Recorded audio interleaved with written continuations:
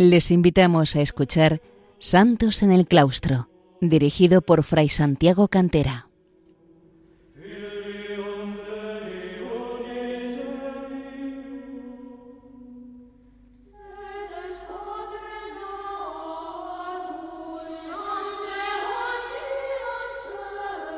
Bienvenidos, queridos oyentes de Radio María, a un nuevo programa de Santos del Claustro, el programa en el que entre mi hermana Margarita y un servidor vamos viendo la vida de diversos santos y santas que han brillado en la vida monástica, tanto en su vertiente eremítica o anacorética solitaria como en su vertiente cenobítica comunitaria o en las formas mixtas de ambas. Y hoy vamos a acercarnos a unos ermitaños del siglo XVI español que dieron origen a una congregación u orden cenobítica en España, que fueron el origen de la Congregación de los Basilios españoles, unos monjes que nos resultan bastante desconocidos, tristemente, pero que tuvieron un cierto relieve en la España moderna, en la España de los Austrias y de los Borbones, y además que, si bien es cierto que no alcanzaron un relieve como el de los Jerónimos u otras órdenes monásticas, sí es cierto que, sobre todo en sus orígenes, estuvieron vinculados, especialmente el núcleo de el Tardón, en la Sierra de Hornachuelos, a los que nos vamos a acercar hoy, a figuras de notable santidad de la espiritualidad española del siglo XVI, como San Juan de Ávila y Santa Teresa de Jesús. Nos referimos de un modo especial, me refiero al padre Mateo de la Fuente y a sus primeros compañeros también que se retiraron como ermitaños a aquellos lugares, que son el padre Esteban de Centenares y el padre Diego Vidal, fundamentalmente estos tres hermanos que dieron origen a la Orden de los Basilios españoles. Es verdad que no fueron los únicos núcleos, porque también aparecieron otros, y la conjunción de todos ellos, como había pasado a finales del siglo XIV con el origen de los Jerónimos, a partir de varios núcleos eremíticos, dieron origen a una nueva orden o congregación cenobítica. Este fue el núcleo fundamental, el núcleo primero, sobre todo de la mano del padre Mateo de la Fuente, como decimos, que vivió entre los años 1524 y 75, que es venerable, bajo la tutela de San Juan de Ávila y también de Fray Luis de Granada, fraile dominico, importantísimo autor espiritual del siglo XVI español, que estuvo también muy unido a San Juan de Ávila. Fue discípulo, el padre Mateo de la Fuente, de San Juan de Ávila y Fray Luis de Granada, y Santa Teresa de Jesús admiró a estos ermitaños del Tardón. Allí precisamente se levanta, desde mediados del siglo XX, un monasterio de monjas carmelitas descalzas, fundación de Santa Maravillas de Jesús, con monjas provenientes del Santísimo Cristo de Cabrera en la provincia de Salamanca, que es donde ella había trasladado a la comunidad de las Batuecas, que era propiamente la mitad de la comunidad originaria del Cerro de los Ángeles. Cuando cedió las Batuecas a los carmelitas descalzos, trasladó a las monjas a Cabrera, en el Campo Charro salmantino, y de allí la Madre Maravilla, Santa Maravillas de Jesús, llevaría un núcleo, un grupo de fundadoras a San Calixto, a lo que había sido el desierto del Tardón, donde habían nacido y vivido hasta 1835 los monjes basilios. El otro núcleo importante que surgió también fue un núcleo eremítico en las orillas del río Oviedo, un afluente secundario del Guadalquivir en la provincia de Jaén, de la mano del padre Bernardo de la Cruz. Fue el eremitorio y luego monasterio de las Celdas de Oviedo de Nuestra Señora de Oviedo. Hay que decir que el padre Bernardo hizo la profesión basiliana en el monasterio de Grottaferrata, en Italia, cerca de Roma, en el año 1561, y todo esto facilitó que, al unirse las Celdas de Oviedo con el Tardón, se incorporasen, adoptando la regla de San Basilio, se incorporasen así a lo que era una congregación u orden basiliana. En concreto, las Celdas de Oviedo se afilió a la congregación basiliana de Grottaferrata, y en el año 1577 Gregorio XIII juntaría en una sola provincia los monasterios fundados por el padre Mateo de la Fuente, el yermo del Tardón, y San Antonio del Valle de Galleguillos, y el de las Celdas de Oviedo, bajo gobierno del padre padre Bernardo de la Cruz. Además hubo un tercer núcleo eremítico en Valladolid, en el Tierras de Valladolid, encabezado por el padre Francisco Aguilar de Loaísa, que también había profesado como monje basilio en Italia, monjes basilios católicos. Y por iniciativa eclesiástica y también del rey Felipe II, entre los años 1592 y 1595 se acabaría unificando todo, los monjes basilios andaluces y los castellanos, en una sola provincia, bajo un superior provincial que sería el padre Bernardo de la Cruz. No obstante, en tiempos siguientes, debido a que sobre todo el Tardón quería una tendencia más eremítica y observante con respecto al de las celdas de Oviedo, que iba adoptando los otros núcleos basilianos un estilo más mendicante, el núcleo del Tardón se constituyó en provincia propia y los basilios en España acabarían teniendo desde mediados del siglo XVII 3 provincias, o incluso antes, la del Tardón, la de Andalucía y la de Castilla. No obstante, la provincia del Tardón, pese a sus aspiraciones más eremíticas y también más observantes, tuvo también grandes conflictos internos, con lo cual tampoco sería siempre tan ideal en cómo se podría pensar, salvo, eso sí, en estos orígenes de santidad que es en los que nos vamos a fijar en la época del padre Mateo de la Fuente, del padre Esteban de Centenares y del padre Fray Diego Vidal. Cabe decir que el gran historiador que ha tratado a los monjes basilios en España fue fundamentalmente don Ángel Benito y Durán. Es el que estaba ya prácticamente en ciernes de poder preparar una historia de los basilios españoles, aunque lamentablemente nunca llegó a hacer una obra de conjunto, pero sí algún boceto para ella, y estudió varios de sus monasterios y por supuesto el del Tardón. También sobre el Tardón pues han tratado algunos otros autores como don Antonio Ortega Serrano, cronista oficial de Hornachuelos, o don Julio Muñoz Rodríguez de Aguilar, marqués de Salinas, casado con doña Magdalena Mugiro, que fueron este matrimonio quien donó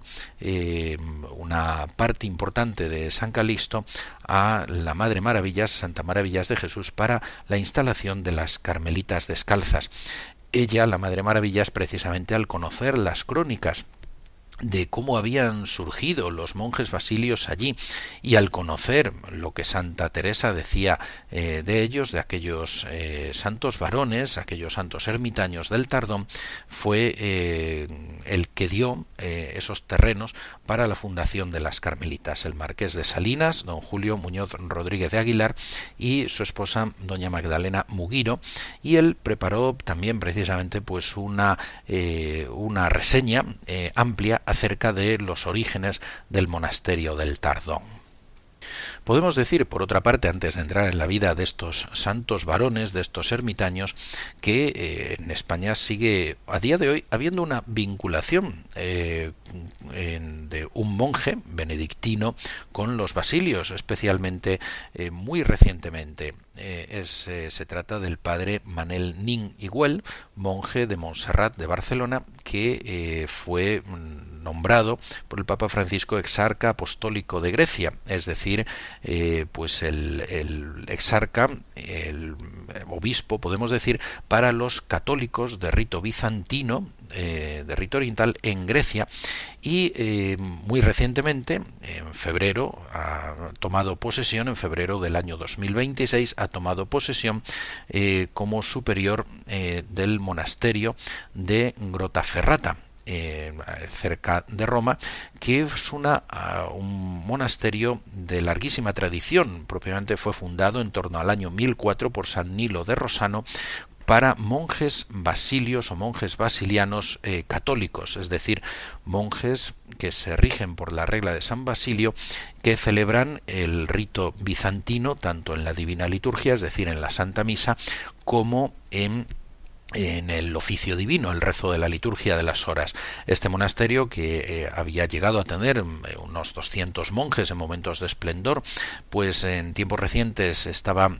muy necesitado, y el Papa León ha confiado al padre Manel Nin que ha venido siendo, como decimos, exarca apostólico de Grecia, porque ya su orientación hacia el conocimiento de las iglesias orientales y del rito bizantino venía de muy antiguo, desde que se formó en Roma, y el Papa León XIV le ha confiado a él la revitalización de este importantísimo monasterio de rito bizantino, católico, greco-bizantino, greco-católico,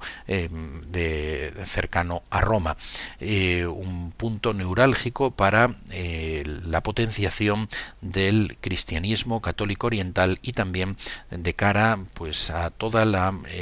unión que se trata siempre de alcanzar con las iglesias de Oriente, las iglesias separadas, especialmente en este caso con los de rito bizantino, con las iglesias ortodoxas. Cabe adelantar que en el caso español de estos basilios españoles que nacieron en el siglo XVI y que fueron configurados ya por los papas en el siglo XVI, nacieron como núcleos eremíticos, pero dado que el Concilio de Trento había establecido pues que precisamente estos ermitaños, se venía de aquí las disposiciones, los ermitaños que surgían debían adecuarse a una regla establecida, ellos adoptaron la regla de San Basilio, al que San Benito, al final de su regla, de la regla de monjes de San Benito, llama nuestro Padre San Basilio. No obstante, es verdad que aunque estos monjes basilios españoles adoptaron la regla de San Basilio, sin embargo, en lo que es la liturgia, optaron por la liturgia latina, por la liturgia romana. Vamos a hacer una pausa musical escuchando a monjes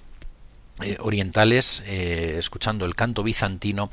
que por otra parte, digamos, los monjes basilios españoles nunca cantaron, ya que, como decimos, ellos optaron por la liturgia latina o romana.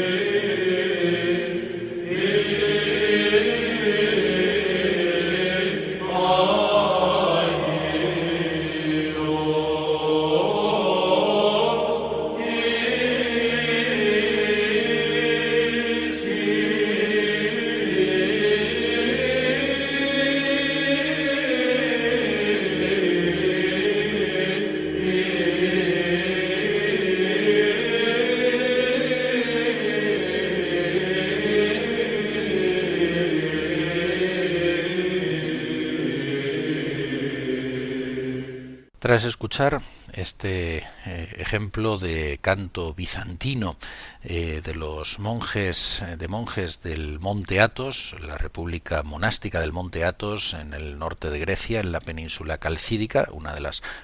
tres penínsulas de la península calcídica, y por lo tanto en este caso monjes ortodoxos. Continuamos con nuestra narración acerca del origen de los basilios españoles, encabezados fundamentalmente por la gran figura del venerable padre Mateo de la Fuente. El padre Mateo de la Fuente nació hacia 1524 en un lugar cerca de Tomejón, en la actual provincia de Guadalajara y entonces arzobispado de Toledo, que se llama Almiruete. Almiruete es la localidad donde nació. Sus padres lo educaron cristianamente y siendo un joven de buenas costumbres marchó a estudiar, como tantos en su tiempo, a la Universidad de Salamanca, donde pronto resaltó en las humanidades. Allí, cerca de Salamanca, ya mostró su tendencia eremítica y vivió en soledad. Se acercó a conocer a un ermitaño ejemplar que vivía en soledad, trabando amistad y pidiéndole de algún modo su paternidad o dirección espiritual, su guía espiritual. Algún tiempo ya pasó en su compañía, practicando sus mismos piadosos ejercicios, y ello le inclinó poderosamente a la vida solitaria a la que Dios le llamaba con una vocación clarísima. Seguimos en gran medida el relato de don Julio Muñoz, aunque teniendo presente también otros, como decimos, de don Ángel Benito y Durán y de don Antonio Ortega Serrano. Mateo le consultó a Fray Domingo de Soto, una de las grandes figuras de la llamada Escuela de Salamanca, uno de los grandes frailes dominicos que junto con Fray Francisco de Vitoria, el padre del derecho de gentes, del derecho internacional, y con Melchor Cano forman la gran tríada de los dominicos de la Universidad de Salamanca, de San Esteban de Salamanca, aunque no solo ellos. Fray Domingo de Soto era entonces catedrático de prima jubilado cuando se acercó a preguntarle sobre su vocación, y el Fray Domingo de Soto descubrió en Mateo de la Fuente una gran virtud y esto le llevó a estimarle con gran ternura y le animó a seguir sus deseos hacia la vida solitaria, hacia la vida eremítica. El futuro padre Mateo de la Fuente, comprendió que efectivamente deseaba y anhelaba y se debía entregar a buscar a Dios en lugares solitarios, como lo había hecho Jesucristo nuestro Señor, con una vida de oración, de mortificación y de trabajo manual, como venía siendo propio de la tradición eremítica y monástica. Leyó muchas vidas de santos solitarios y, meditando sus virtudes, se determinó a practicarlas. Marchó hacia las tierras de Andalucía, sabiendo que en la Sierra de Baeza hacían vida de soledad unos ermitaños, y así salió de Salamanca solo llevando una pequeña Biblia y la vida de los padres del desierto, de los primeros monjes. Una vez que llegó allí, pidió que le recibiesen en su compañía, pero no duró mucho, porque vio que eran más dados a pedir limosna, a vivir de la mendicidad, que al trabajo manual, y él anhelaba como uno de los ideales monásticos la vida sustentada en el trabajo manual, el trabajo físico y manual, y por lo tanto fue buscando algún otro lugar solitario por allí y pudiendo dedicarse a la oración y al trabajo. Con una vida penitente, con una vida de oración, de trabajo y de penitencia, dudó si estaba haciendo bien o siguiendo solamente sus propios pasos y sus propios gustos. Y teniendo conocimiento de la presencia de San Juan de Ávila, el maestro Ávila, como se le llamaba, o el padre Juan de Ávila, en la localidad de Montilla, y de su fama de santidad y de su capacidad de discernimiento espiritual, marchó a conocerlo y a poner su caso en sus manos. Al llegar se echó a sus pies y le pidió que le escuchase, que le oyese en confesión general. Le contó todo tanto sus pecados como sus deseos de servir a Dios en la soledad, algo a lo que el santo maestro Juan de Ávila le animaría, aprobando así su vocación, dándole luz sobre su vocación, que realmente era una llamada a la vida eremítica. Le recibió así por hijo espiritual y pronto también trataría con el padre Luis de Granada, Fray Luis de Granada, gran autor espiritual y amigo de San Juan de Ávila, que estaría como prior unos 10 años en el convento de Escalacelia, en las afueras de Córdoba, una de las zonas místicas de la Sierra de Córdoba. Pensemos que toda la Sierra de Córdoba estuvo poblada desde muy antiguo por ermitaños, destacando de algún modo el lugar que se conoce como de las ermitas, que a mediados del siglo XX pasó de ser de una congregación de ermitaños de San Antonio y San Pablo, congregación diocesana, a incorporarse como un desierto de la Orden del Carmen Descalzo, de los carmelitas descalzos. Y también había surgido otro núcleo de ermitaños en el siglo XIV con Fray Vasco de Portugal, que sería uno de los núcleos originales de la Orden de San Jerónimo, de los jerónimos, cuando se convirtieran en cenobitas, reuniendo esos varios núcleos eremíticos. En el año 1373 en concreto nacería la Orden de San Jerónimo, y este núcleo eremítico se situaría en Valparaíso, a las afueras de Córdoba. También podemos decir que esa tradición eremítica de Córdoba se ha visto renovada con la llegada en estos últimos años de los monjes, de los eremitas camaldulenses de Monte Corona, en el desierto o el yermo de la Inmaculada, en tierras de Hinojosa del Duque, en la comarca de los Pedroches. Bueno, pues volviendo a nuestro padre Mateo de la Fuente, él se dejó guiar por San Juan de Ávila y le marchó a conocer a los marqueses de Priego, de acuerdo con las indicaciones del santo maestro Juan de Ávila, y a otras devotas personas para que le ayudaran y que le estimarían también durante toda su vida. Así, Mateo de la Fuente pues marchó a las cercanías de la Sierra de Córdoba, entre Córdoba y los inicios y el pie de la Sierra de Córdoba, en la Albaida, en el lugar de Arruzafa, la Albaida. Allí en Arruzafa había un convento de frailes franciscanos donde él escuchaba misa, y él se retiró como ermitaño a la zona de la Albaida. Iba a la ciudad también, a la ciudad de Córdoba, a vender las cestillas que hacía y otras cosas que labraba con su trabajo manual, y se sustentaba con ello sin pedir limosna. Pero siendo conocido y siendo estimado en Córdoba, su fama se fue extendiendo, deseó adentrarse más en las montañas, a un lugar más solitario, y fue así como se orientó hacia la Sierra de Hornachuelos, hoy Parque Natural, que acabaría allí buscando lugares, acabaría llegando a la zona de lo que se llamaba, de lo que se conoce como el desierto del Tardón, el actual San Calixto, muy dentro, más allá de Hornachuelos, en la Sierra de Hornachuelos, una zona que por su carácter salvaje parece que en su origen también se le llamaba el desierto del Cardón, por los cardos que allí había, y más tarde sería llamado el desierto del Tardón. Allí comenzarían a llegar pronto algunos ermitaños más, algunos con él, que se unirían, y con el tiempo llegaría a haber hasta unos 40, y este sería el origen de los monjes basilios españoles. Nos cuenta Santa Teresa de Jesús en el capítulo 16 del libro de las Fundaciones lo siguiente, dice: por estas y otras razones,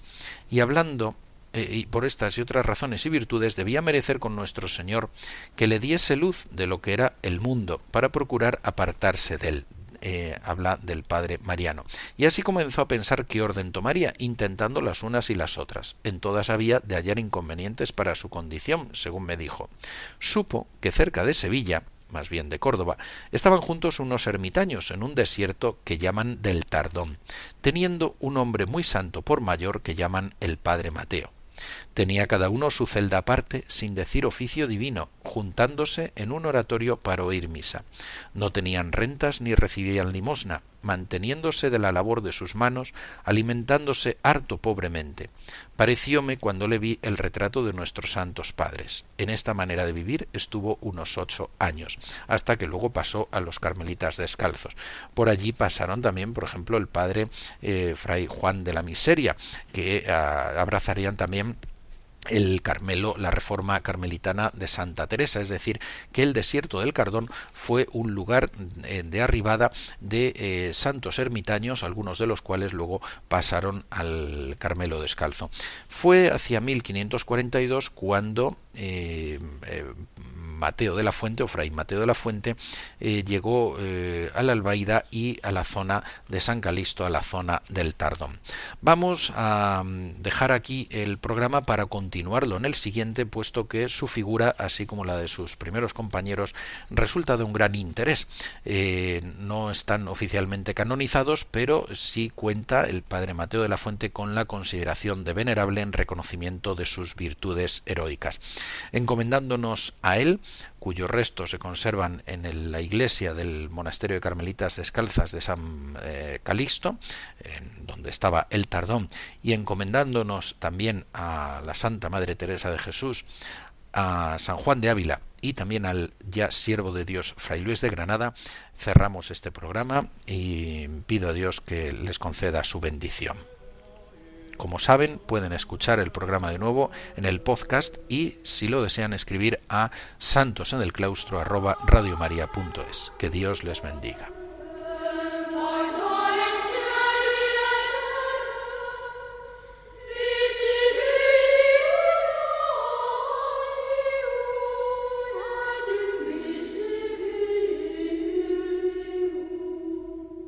Han escuchado en Radio María Santos en el Claustro, un programa dirigido por Fray Santiago Cantera.